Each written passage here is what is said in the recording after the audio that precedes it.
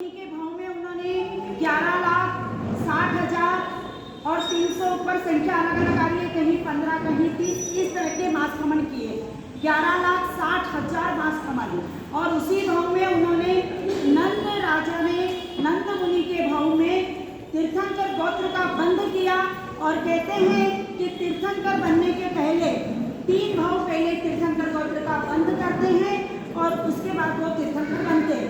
तो सबसे पहले चलते हैं हम लोग नंद मुनि जी के पास।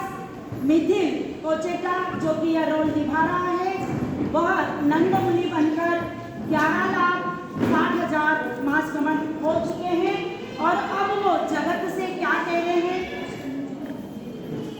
इस जगत के सारे जीव, मैंने किसी जीव की हिंसा की, किसी को दिल दुखाया, किसी को गलत वचन कहे हो, किसी की चीज का हरण किया हो, मुझसे किसी भी प्रकार का अपराध हुआ हो तो सब मुझे क्षमा करें।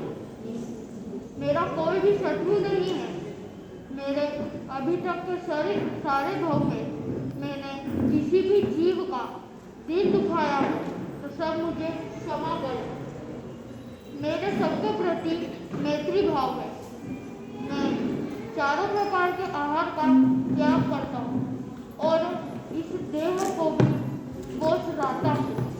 याचना करने के बाद देव मुनि ने अपने अवधि ज्ञान से जान लिया था कि मेरा आयुष्य जो कि 25 लाख वर्ष का था, वह आयुष्य पूर्ण कर अब मैं अपनी इस देह का त्याग करता हूँ।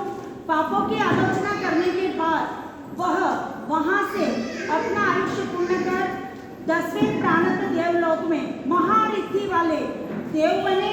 और देव का आपने देखा होगा कि उपपात सैया पर उनका जन्म होता है और वहाँ से देव का जन्म।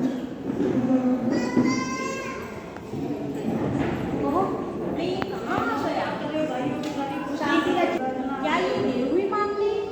इतनी विद्या, इतनी संपदा, क्या मैंने कोई पुण्य किया है? मेरे कोई पुण्य का फल है या फिर मैंने कोई तपस्या की है उसका फल है? चलो अवधि ज्ञान लगा के देखता हूँ।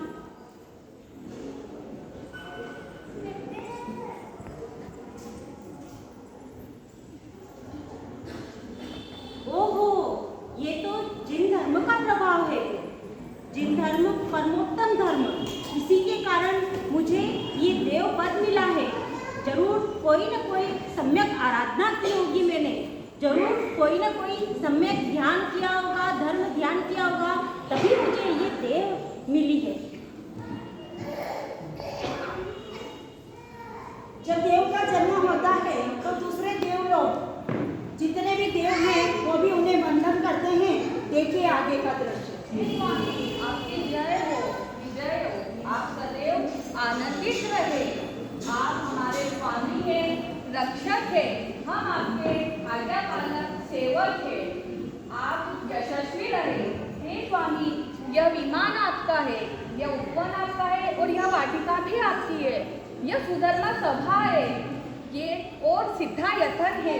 हे स्वामी, आप पधारिए, हम आपका अभिषेक करेंगे।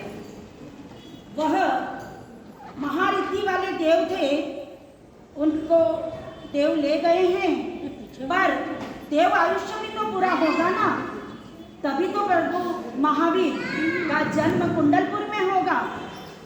जैसा कि आपने सुना होगा, महावीर के बड़े बड़े 27 भाव बताए, उसमें तीसरा भाव है मरीचि का। मरीचि के कुल में उन्होंने कुल का मध्य किया था।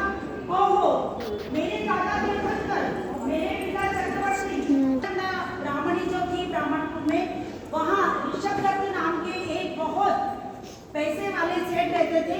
उनकी पत्नी देवानंदा की कुक्षी में, बेटा इधर से